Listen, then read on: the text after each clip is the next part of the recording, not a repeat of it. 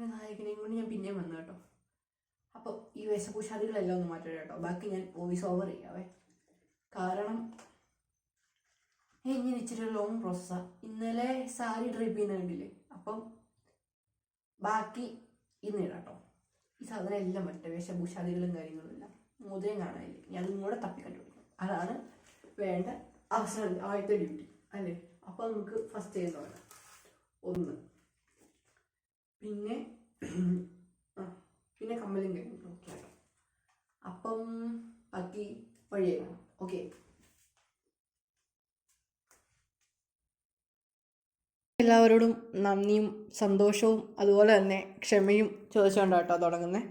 കാരണം ഒത്തിരി പേര് ഭഗവാന് വേണ്ടി കാത്തിരിക്കുന്നുണ്ടെന്നുള്ളത് മനസ്സിലായി. കാരണം ഒത്തിരി എൻക്വയറീസ് വന്നു.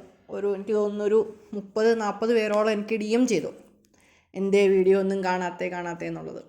ഇത് കാരണം ഇതായിരുന്നു കേട്ടോ. ഒന്ന്, എഡിറ്റ് ചെയ്യാനുള്ള മടി. രണ്ടാമത്തെ കാര്യം, സമയം കിട്ടിയില്ല ഇതിൻ്റെ എല്ലാ ഇടയിൽ കൂടെ ഓടി. അതായത് എക്സാം ഉണ്ടായിരുന്നു, അതുപോലെ തന്നെ വെക്കേഷൻ ആയിരുന്നു എന്നുള്ളതൊരു പേര് മാത്രം ഉണ്ടായിരുന്നു കേട്ടോ.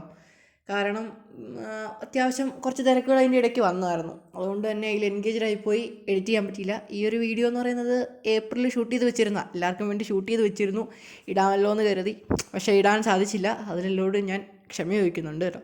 അപ്പം എല്ലാവരും വീഡിയോ കാണും, സപ്പോർട്ട് ചെയ്യൂ. അപ്പം ഞാൻ കുറച്ച് സംശയങ്ങൾക്കുള്ള ഉത്തരം പറയാമെന്ന് വിചാരിച്ചു. കുറച്ച് പേര് ചോദിക്കുകയുണ്ടായി, ഗുരുവായൂരപ്പനെ എവിടുന്നാണ് മേടിക്കാൻ പറ്റുക, എവിടുന്നാണ് കിട്ടുന്നത്, അതുപോലെ തന്നെ എങ്ങനെയാണ് വാങ്ങിച്ചതെന്നൊക്കെ. അപ്പോൾ ഞാൻ ഓൾറെഡി പറഞ്ഞു കഴിഞ്ഞു, ഞാൻ ഇത് ഗുരുവായൂരമ്പലത്തിൻ്റെ അടുത്ത് നിന്നാണ് വാങ്ങിച്ചത്. അതായത് അവിടെ ഒട്ടുമിക്ക കടയിൽ തന്നെ ചോദിച്ചാൽ കിട്ടും കേട്ടോ. അതായത് നിങ്ങളൊന്ന് ഇറങ്ങി അന്വേഷിക്കൂ. എനിക്ക് ഇതിൻ്റെ സെയിലും കാര്യങ്ങളൊന്നുമില്ല. കാരണം എൻ്റെ കയ്യിൽ ആകെപ്പാടെ ഒരു വിഗ്രഹമുള്ളൂ. ഞാൻ ഇതുകൊണ്ടാണ് അലങ്കരിക്കുന്നത്. പിന്നെ ഉള്ളത് റീൽസിലും കാര്യങ്ങളിലുമൊക്കെ, റീൽസിലെ ഷോർട്സിലൊക്കെ അതായത് കുറച്ച് കൃഷ്ണന്മാരെ കാണുന്നുണ്ട്.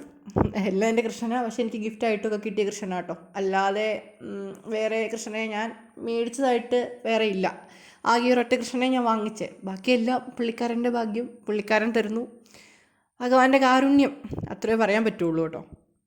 പിന്നെയുള്ളത്, എല്ലാവരും എന്നെ കളിയാക്കുന്ന രീതിയിൽ കുറച്ച് ക്വസ്റ്റ്യൻ വന്നു. അതെന്നാന്ന് വെച്ചാൽ അപ്പം ഇപ്പം ഇട്ടോ ഇതൊക്കെ ഇതിൻ്റെ ഇടയ്ക്ക് വരുന്നത് എന്നാന്ന്.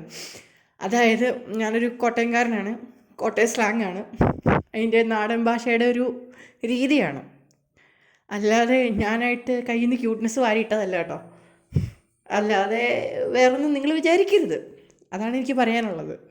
ഒരു നാടൻ ശൈലി മാത്രം കേട്ടോ. അത് ഞാൻ മാക്സിമം മാറ്റാൻ ശ്രമിക്കുന്നുണ്ട്, മാക്സിമം ഒഴിവാക്കുന്നുണ്ട്. ശുദ്ധ മലയാളം ഞാൻ ശ്രമിക്കാം എന്ന് ഞാൻ പറയുന്നു. സാരി 2 ഡ്രൈപ്പ് ചെയ്തിട്ടുണ്ട്. കാരണം എന്താണെന്ന് വെച്ചാൽ, ഒന്ന് ഉടുപ്പിച്ച് കഴിയുമ്പോൾ നമുക്കറിയാം, ചിലപ്പം അത് വേണ്ടാന്നുള്ളൊരു സിഗ്നൽ നമുക്ക് കിട്ടും. അപ്പോൾ നമ്മളൊരു 2 കരുതി വെച്ചില്ലെങ്കിൽ, എനിക്കറിയാം പൊതുവെ ഒരുക്കാൻ എടുത്തു കഴിയുമ്പോൾ ഈ കുഞ്ഞു പിള്ളേർ വാശി പിടിപ്പിക്കുന്ന പോലെയാണ്. അതായത് ഒന്നെടുത്ത് കഴിയുമ്പോൾ അത് വേണ്ട എന്നുള്ളത് നമുക്ക് ഓൾറെഡി എങ്ങനെയും നമുക്ക് കിട്ടും. ആ ഒരു എന്താ പറയുന്നത്, ആ ഒരു തോന്നൽ നമുക്കുണ്ടാവും. അത് ചേരില്ല, കൊള്ളില്ല, അത് ഒന്നെങ്കിൽ അത് ഊരിപ്പോവും, അല്ലെങ്കിൽ അതങ്ങ് ശരിയാവില്ല, ഫ്ലീറ്റ് എടുക്കുമ്പോൾ ശരിയാവില്ല. ഞാൻ അതുകൊണ്ട് തന്നെ ഒരു 2 എണ്ണം ഞാൻ എന്തായാലും ഡ്രൈപ്പ് ചെയ്ത് വെച്ചായിരുന്നു. അതെന്തുകൊണ്ടും ഭാഗ്യമായി. പക്ഷേ അതും ഡ്രൈപ്പ് ചെയ്ത് തന്നെ ഉടുക്കാൻ പറ്റി. അത് ഏറ്റവും വലിയൊരു ഭാഗ്യം. ആദ്യമായിട്ടാണ് ഒറ്റ സാധനം എടുക്കുന്നത്, ഡ്രൈപ്പ് ചെയ്ത് കൊടുക്കുന്നത്. അതിലെനിക്ക് സന്തോഷമുണ്ട്. ഒത്തിരി എന്താ പറയുന്നത്, നേരം എടുത്തില്ല.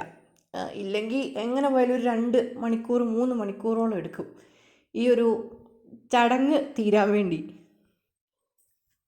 ഇത് ഡ്രസ്സ് എനിക്ക് എടുത്തു തന്നത് അമ്മയാട്ടോ. അമ്മ എനിക്ക് പൈസ തന്നു, ഞാൻ പോയി എടുത്തു, കണ്ടു, ഇഷ്ടപ്പെട്ടു, 2 എടുത്തു അതിൻ്റെ അകത്തുനിന്ന്. അധികം അതായത് എനിക്ക് തോന്നുന്നു 100, 150, 200 ആ ഒരു റേഞ്ചേ ഉള്ളൂ കേട്ടോ. ആ ഒരു ഡ്രസ്സിന് ഞാൻ ഇത്തിരി വില കമ്മിയായിട്ടുള്ളത് ഞാൻ എടുത്തിട്ടുള്ളൂ. അതായത് ഭഗവാനെ ഉടുപ്പിക്കാൻ പറ്റും, നമുക്ക് അത്രയും മതിയല്ലോ, വലിയ സാരിയുടെ ആവശ്യമില്ല. അതുകൊണ്ട് തന്നെ ആ ഒരു സ്റ്റൈൽ നോക്കി, നല്ലൊരു പാറ്റേൺ നോക്കി ഞാൻ എടുക്കുകയുണ്ടായത്. അതുപോലെ തന്നെ ഡ്രൈപ്പ് ചെയ്തതും എല്ലാം ഞാൻ തന്നെയാണ്, വേറെ ഒന്നുമില്ല. അതുപോലെ തന്നെ കുറച്ച് പേര് എന്നോട് പ്രൊഫഷൻ എന്താണെന്ന് ചോദിച്ചു. ഞാൻ മേക്കപ്പ് ആർട്ടിസ്റ്റ് ഒന്നും അല്ല കേട്ടോ. ഞാൻ ജസ്റ്റ് നമ്മുടെ ഭഗവാനെ, നമ്മുടെ സന്തോഷം, നമ്മുടെ ഗുരുവായൂരപ്പൻ കൂടെയുണ്ട്. നമ്മളൊരാൾ ഒരു ദിവസം കൂടെ ഉണ്ടെങ്കിൽ നമ്മൾ കൂടെ കുളിച്ചോന്ന് ചോദിക്കും, ഡ്രസ്സ് മാറിയോന്ന് ചോദിക്കും, കഴിച്ചോന്ന് ചോദിക്കും, അങ്ങനെ ചോദിക്കില്ലേ. ഇതിപ്പോൾ ഭഗവാൻ നമ്മൾ ഉണ്ണിയായിട്ട് കാണുന്നതുകൊണ്ട് നമുക്ക് ചെയ്തു കൊടുക്കണം. അങ്ങനെയല്ലേ വേണ്ടത്. ഒരിക്കലും നമുക്ക് എന്താ നീ എവിടെ ഇരുന്നു തന്നെ മറിക്കും നമുക്ക് പറയാൻ പറ്റില്ല ഗുരുവായൂരപ്പനോട്. ഗുരുവായൂരപ്പൻ എപ്പോഴും ഉണ്ണിയാണ്. അപ്പോൾ തന്നെ നമുക്കറിയാം നമ്മൾ ആണ് അവർക്ക് ചെയ്തു കൊടുക്കേണ്ടത്. അറിയില്ല, അതാണ് ഏറ്റവും വലിയ ഒരു ഇത്. എന്നും പറഞ്ഞുകൊണ്ട് ഗുരുവായൂരപ്പന് ഒന്നും അറിയില്ലാത്ത ആളെ കൂട്ടണമെന്ന് ചോദിക്കും. പക്ഷെ അങ്ങനെയല്ല കേട്ടോ. ഭഗവാൻ ഭൂലോക വൈകുണ്ഠനാഥനാണ്. എല്ലാം അറിയാവുന്നൊരു ഉണ്ണിയാണ്. അതായത് ഈരേഴ് പോകുന്ന ലോകം വായിക്കാത്ത ചുമന്നുകൊണ്ട് നടക്കുന്ന ആളാണ്. പിന്നെ ഞാൻ കൂടുതൽ ഇതിനെക്കുറിച്ച് പറയണ്ടല്ലോ.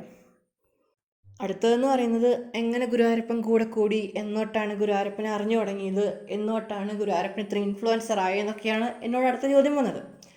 അതും പറയാം. അതായത് ഗുരുവായൂരപ്പൻ കൂടെ കൂടിയത് എനിക്ക് തോന്നുന്നു 10ാം ക്ലാസ് തൊട്ട്. 10ാം ക്ലാസ്സിലെ ഒരു വലിയ ഇൻസിഡൻറ്റ് അതാണ് എന്നെ ഗുരുവായൂരപ്പനോട് ഇത്രയും ഡീവിയേറ്റഡ്. ഒരു കീ പോയിൻ്റ് എന്നൊക്കെ പറയില്ലേ, കീ പോയിൻ്റ്, മൈൽ സ്റ്റോണൊക്കെ നമ്മൾ തിരിച്ചു വിടുന്ന 10ാം ക്ലാസ് ഏറ്റവും വലിയ ജീവിതത്തിൻ്റെ അടിസ്ഥാനം എന്നൊക്കെ പറയുന്ന പോലെ അതുപോലെ ഒന്ന് വഴിതിരിച്ച് വിട്ടു അങ്ങേര്.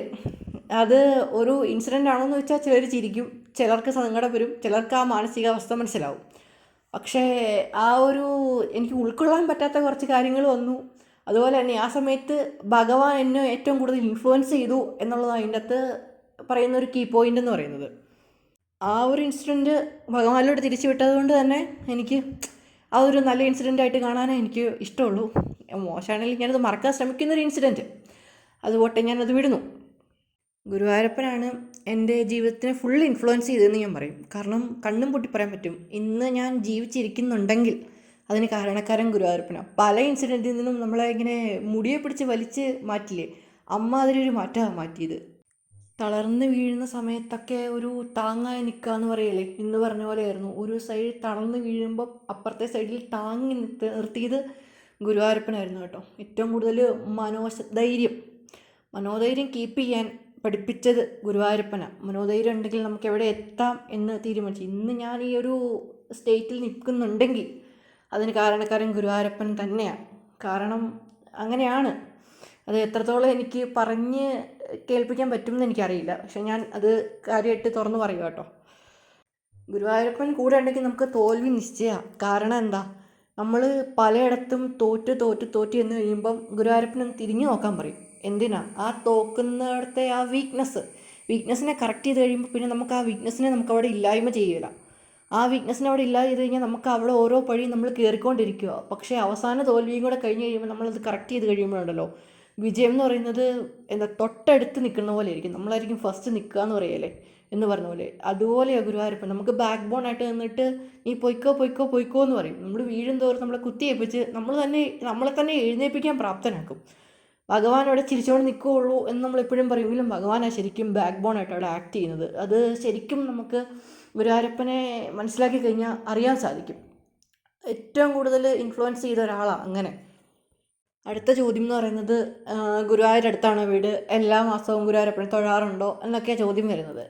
എൻ്റെ വീട് ഗുരുവായൂരല്ല കേട്ടോ. അവിടെ ഇരിക്കുന്ന ജില്ലയില്ലേ തൃശ്ശൂർ, അതുമായിട്ട് എനിക്ക് ഒരു ബന്ധവുമില്ല. ഞാൻ വർഷത്തിൽ ഒരിക്കൽ അവിടെ വന്നിട്ട് പോയാലായി, അത്രേ ഉള്ളൂ. ഞാൻ റീസെൻ്റായിട്ട് ഒരു വർഷം കൂടി കഴിഞ്ഞ ഒരു മാസം തോന്നുന്നു ഗുരുവായൂരപ്പനെ തൊഴുതത്. അത്രയ്ക്കും കാത്തിരുന്ന് ഭഗവാനെ കാണുക എന്നുള്ളതേ ഉള്ളൂ. നമുക്ക് ഇവിടുന്ന് ഡെയിലി മാസത്തിൽ വന്ന് പോവുക എന്നുള്ളതൊന്നും പ്രാക്ടിക്കലായിട്ടുള്ള കാര്യമല്ല. അതുകൊണ്ട് തന്നെ എന്നോട് ഗുരുവായൂരപ്പനെ കാണാറുണ്ടോ, ഗുരുവായൂരപ്പനോട് പറയുമോ എന്ന് ചോദിച്ചു കഴിഞ്ഞാൽ ഞാൻ ഇവിടെ നിന്ന് പറയാം എന്നേ എനിക്ക് പറയാൻ പറ്റുള്ളൂ. ഗുരുവായൂരപ്പനോട് പറയാം, അല്ലാതെ ഞാൻ അവിടെ ചെന്ന് പറയൽ നടക്കുകയില്ല. കാരണം എന്താ, ഞാൻ കോട്ടയത്താണ് എൻ്റെ വീട്, കോട്ടയത്ത് പാലായിൽ. അപ്പോൾ പിന്നെ ഇവിടുന്ന് അവിടം വരെ പോകണം. അതായത് പോകുന്നതല്ല, പക്ഷെ പോകാറില്ല. വർഷത്തിൽ ഒരിക്കലൊക്കെ പോയി തൊഴിൽ നടക്കുകയുള്ളൂ. കാണണം എന്ന് ആഗ്രഹമുണ്ട്. ഭഗവാൻ വിളിച്ചാൽ പോവുക, കാണുക, തൊഴുക, അനുഗ്രഹിക്കട്ടെ എന്ന് ഞാനും പ്രാർത്ഥിക്കുന്നു. പിന്നെയുള്ള ചോദ്യം എന്ന് പറയുന്നത് ഓർണമെൻറ്റ്സ് ഒക്കെ എവിടെ നിന്നാണെന്നുള്ളതാണ്. ഓർണമെൻറ്റ്സിൻ്റെ ഓൾറെഡി വീഡിയോ ഞാൻ ഇട്ടിട്ടുണ്ട് കേട്ടോ. ഡീറ്റെയിൽഡ് വീഡിയോ അല്ലെങ്കിലും അത്യാവശ്യം കാര്യങ്ങളൊക്കെ ഞാൻ അതിനകത്ത് പറഞ്ഞിട്ടുണ്ട്. ഞാൻ ഓൺലൈൻ വഴിയും കാര്യങ്ങളൊക്കെയാണ് ഷോപ്പ് ചെയ്യുന്നത്. അതുപോലെ തന്നെ വിലക്കുറവ് എവിടെ കണ്ടാലും വാങ്ങിക്കാറുണ്ട്. പിന്നെ ഇതിനുള്ള പൈസ എവിടെ നിന്നാണെന്ന് ചോദിച്ചു കഴിഞ്ഞാൽ ഗുരുവായൂരപ്പന് വേണ്ടി ഒരു ഭണ്ഡാരമുണ്ട് കേട്ടോ. അത് ഒരു ഒരു ടാങ്ക് പോലത്തെ പ്ലാസ്റ്റിക്കിൻ്റെ. അതിൻ്റെ അകത്ത് ഓരോ ദിവസവും 10-20 രൂപ വെച്ച് ഇടും. നമുക്ക് ഓൺലൈൻ അനുസരിച്ച് നമ്മൾ അതിൻ്റെ അകത്ത് ഇടും എന്നും.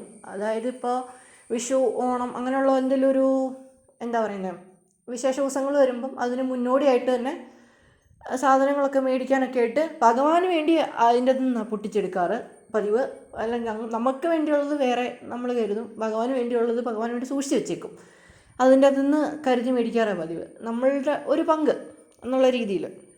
പിന്നെ ഉള്ളതെന്ന് പറഞ്ഞു കഴിഞ്ഞാൽ ഭഗവാന്റെ കിരീടം, ഭഗവാന്റെ പ്രഭാവലി മാലയും കാര്യങ്ങളൊക്കെ ഉണ്ടല്ലോ, അത് എവിടുന്നാണ് വാങ്ങിച്ചെന്നുള്ളത് കേട്ടോ. അതായത് ആലവട്ടം ഞാൻ വാങ്ങിച്ച് ഉണ്ടാക്കിയതാട്ടോ. അതായത് ഒരു പ്രാവശ്യം ആലവട്ടം വാങ്ങിച്ചു, അത് പൊട്ടിപ്പോയി. അത് എങ്ങനെയോ താഴെ വീണ് പൊട്ടിപ്പോയി.